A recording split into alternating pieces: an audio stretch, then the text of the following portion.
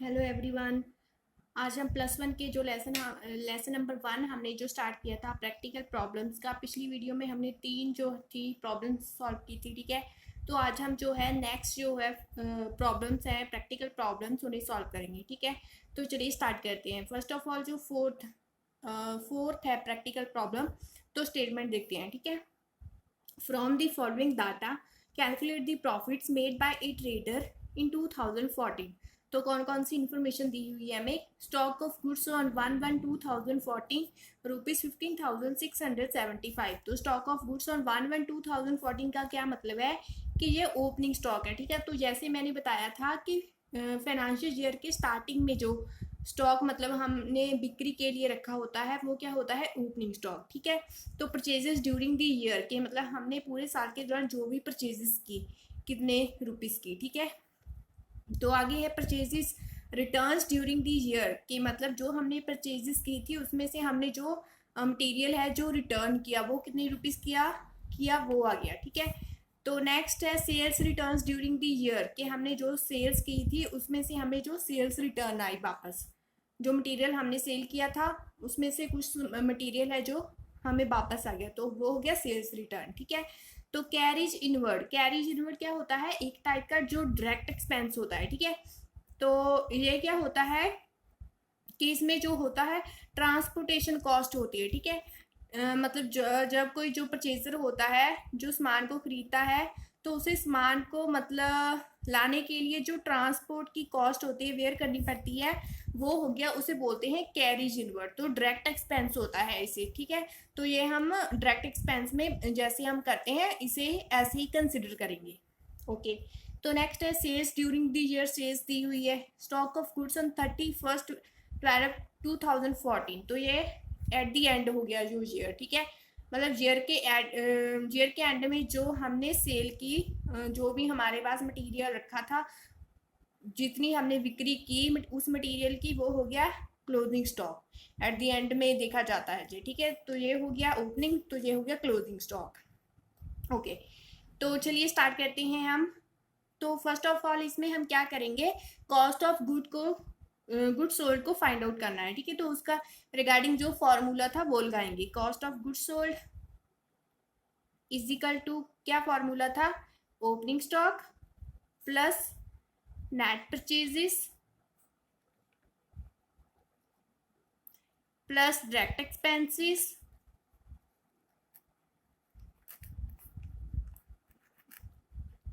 Minus करना था इसमें से क्लोजिंग स्टॉक, ठीक है, ओके। तो इसमें से हमें जे एक चीज डिफरेंस है कि जो पिछले हमने न्यूमेरिकल्स किए थे उसमें हमें परचेज रिटर्न और सेल्स रिटर्न नहीं दी थी, जस्ट क्या दिया था, परचेज दी हुई थी और सेल्स दी हुई थी, ठीक है। तो इसमें हमने जो परचेजेस है उसमें से जो परचेजेस रिटर्न हुई है उसे हम माइनस करेंगे तो हमारे पास क्या आ जाएगा, नेट परचेजेस मतलब टोटल परचेजेस हमारी कितनी बनती है, तो वो हम पहले कैलकुलेट करेंगे। तो यहाँ पर आ जाएगा, पहले हम करेंगे नेट परचेजेस कैलकुलेट के मतलब हमारी जो टोटल परचेजेस है वो कितनी बनती है। तो यहां से हम क्या करेंगे, परचेजेस जो हमारे पास है अमाउंट उसमें से माइनस करेंगे परचेजेस रिटर्न, ओके। तो अमाउंट देख लेते हैं, परचेजेस का कितना अमाउंट दिया हुआ है हमें 37,000, माइनस करेंगे परचेज रिटर्न कितनी दी हुई है 4725 मतलब 4725, ओके। तो माइनस करके हमारे पास कितना आ जाएगा, नेट परचेजेस 32,275।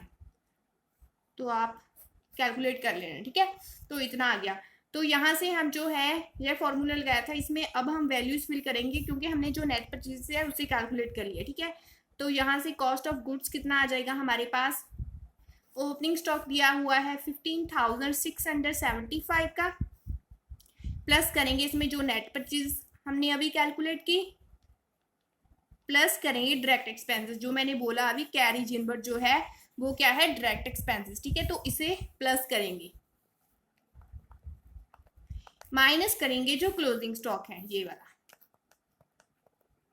तो यहां से कैलकुलेट करके कितना आ जाएगा हमारे पास 47,298। तो ये हमारे पास क्या आ गया, कॉस्ट ऑफ गुड्स सोल्ड, ठीक है। तो हमने यहाँ तक निकाल लिया। तो आगे हम क्या करेंगे, हमें कैलकुलेट क्या करना है, प्रॉफिट्स। प्रॉफिट्स मतलब ग्रॉस प्रॉफिट, ठीक है। तो हम ग्रॉस प्रॉफिट कैलकुलेट करेंगे। ग्रॉस प्रॉफिट का क्या फॉर्मूला था, नेट सेल्स माइनस करेंगे कॉस्ट ऑफ गुड सोल्ड, ठीक है। तो इसमें हमें कॉस्ट ऑफ गुड सोल्ड तो फाइंड आउट कर लिया, लेकिन हमें जो है नेट सेल्स जो है उसे फाइंड आउट करना पड़ेगा, क्योंकि यहाँ पर भी जो सेल्स है एक दी हुई, एक सेल्स रिटर्न दिया हुआ है, ठीक है। तो वो भी हम सेम ही करेंगे। सेल में से सेल रिटर्न है जो वो माइनस कर देंगे, तो हमारे पास नेट सेल आ जाएगा, ठीक है। तो यहाँ से हम नेट सेल्स पहले फाइंड आउट कर लेंगे।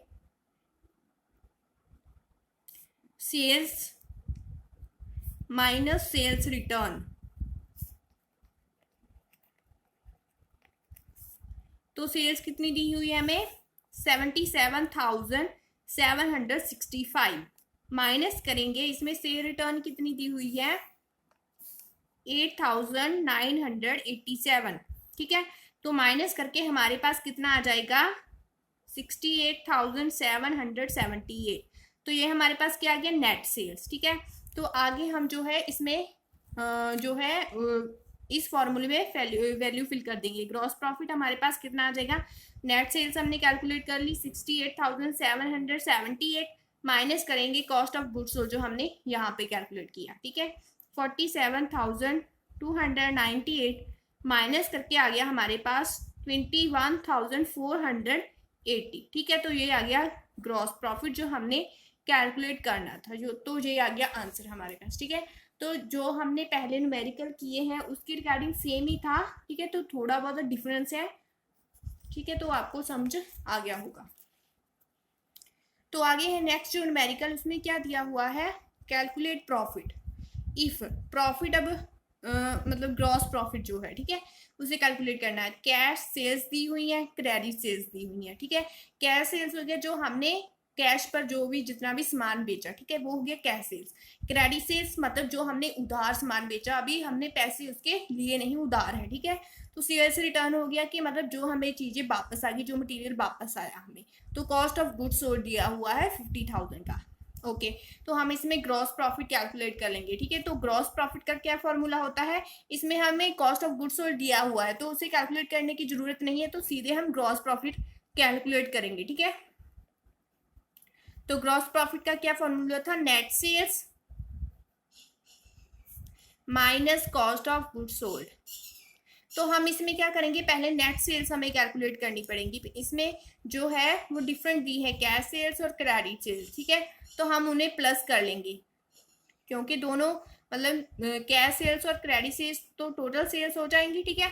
तो हमारे पास नेट सेल्स मतलब नेट सेल्स होता है टोटल सेल्स, जिन्हें हम बोलते हैं क्रेडिट सेल्स।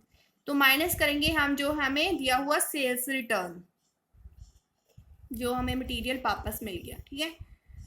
तो यहां से आ जाएगा कैश सेल्स हमें कितनी दी हुई है, 40,000 की।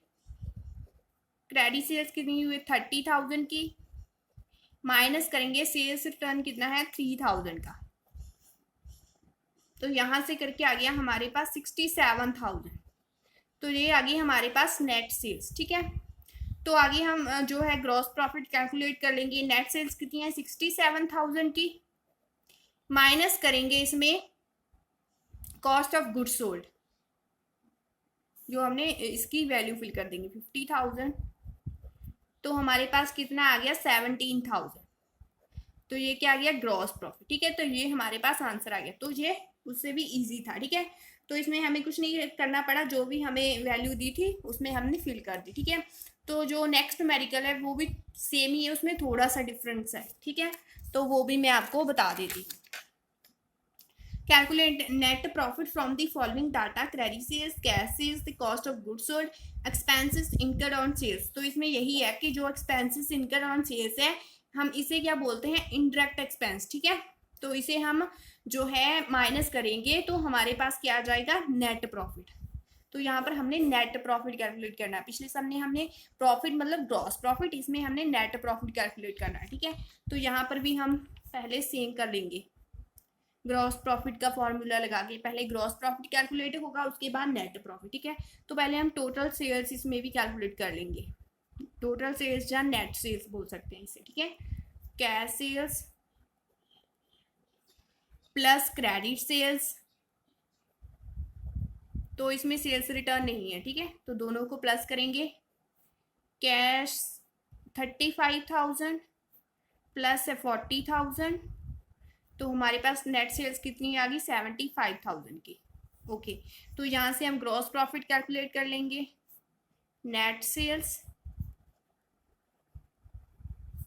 Minus cost of goods sold, तो नेट सेल्स हमारे पास कितनी है 75,000, माइनस करेंगे कॉस्ट ऑफ गुड्स सोल्ड कितना दिया हुआ 52,000 का, तो हमारे पास कितना आ गया 23,000 आ गया हमारे पास ग्रॉस प्रॉफिट, ठीक है। तो आगे हम नेट प्रॉफिट जो इसे कैलकुलेट करेंगे, तो ग्रॉस प्रॉफिट में से हम जो है इसमें इनडायरेक्ट एक्सपेंसेस अगर कोई होता है तो हम उसे माइनस करके हमारे पास नेट प्रॉफिट आ जाता है, ठीक है। तो इनडायरेक्ट एक्सपेंस जो एक्सपेंसेस इनकर्ड ऑन सेल है, ये इनडायरेक्ट एक्सपेंस है, सीधा बिजनेस के साथ रिलेटेड नहीं है, ठीक है। तो यहाँ पर हो गया ग्रॉस प्रॉफिट कितना है 23,000, माइनस करेंगे जो एक्सपेंस दिया हुआ है 6700 का, तो यहाँ से आ गया 16,300 नेट प्रॉफिट। तो ये हमारे पास आ गया आंसर इसका, ठीक है। तो इसमें यही एक एक्सपेंस दिया हुआ था। ओके, तो आगे है नेक्स्ट जो न्यूमेरिकल 7, ठीक है। तो ये भी सेम है, इसकी मैं जस्ट स्टेटमेंट आपको समझा दूंगी, आपको ये खुद आप कैलकुलेट करेंगे, ठीक है। तो आप कैलकुलेट करके मुझे सेंड कर देना, ठीक है। From the following information calculate gross profit और नेट प्रॉफिट, ठीक है। तो क्या क्या कैलकुलेट करना है, ग्रॉस प्रॉफिट और नेट इनकम या नेट प्रॉफिट, नेट इनकम को ही नेट प्रॉफिट बोलते हैं, ठीक है। तो ओपनिंग स्टॉक दिया हुआ है, परचेजेस जहाँ पर जो है परचेजेस से नेट परचेजेस दी हुई है, ठीक है। तो इसमें यहाँ पर ध्यान रखना है कि अगर हमें परचेजेस रिटर्न जो दिया भी हुआ है तो हमने इसमें माइनस नहीं करना, क्योंकि हमें यहाँ पर जो है नेट उसने पहले ही बोल दिया है, ब्रैकेट में लिखा हुआ है कि नेट परचेज है, तो हम इसे ऐसे ही डाल देंगे, इसमें से माइनस नहीं करेंगे, ठीक है। तो इसे हमने कुछ नहीं करना परचेज रिटर्न को। ओके, क्लोजिंग स्टॉक दिया हुआ, डायरेक्ट एक्सपेंसेस दिए हुए हैं, office expenses, selling expenses, financial expenses, sales और परचेज रिटर्न, ठीक है। तो फर्स्ट ऑफ ऑल इसमें हम क्या करेंगे, कॉस्ट ऑफ गुड्स सोल्ड हम जैसे कैलकुलेट करते हैं वैसे कैलकुलेट कर लेंगे, ठीक है। तो उसके बाद हम जो है ग्रॉस प्रॉफिट का फॉर्मूला लगाएंगे, तो वो कैलकुलेट कर लेंगे, तो उसके बाद हम नेट प्रॉफिट कैलकुलेट करेंगे, ठीक है। तो इसमें जो है ऑफिस एक्सपेंसेस, सेलिंग एक्सपेंसेस और फाइनेंशियल एक्सपेंसेस, ये तीनों क्या है इनडायरेक्ट एक्सपेंसेस, ठीक है। तो ग्रॉस प्रॉफिट में से जब इन तीनों को माइनस कर देंगे तो हमारे पास आ जाएगा नेट प्रॉफिट, ठीक है। तो यहाँ पर इस बात का ध्यान रखना है। ओके, तो बाकी जो न्यूमेरिकल है वो सेम है, आप कैलकुलेट कर सकते हैं। तो आई होप कि आपको जो अच्छे से समझ आए होंगे। वीडियो हेल्पफुल लगी हो तो वीडियो को लाइक कीजिए, शेयर कीजिए और मेरे चैनल को सब्सक्राइब कीजिए। Thank you so much.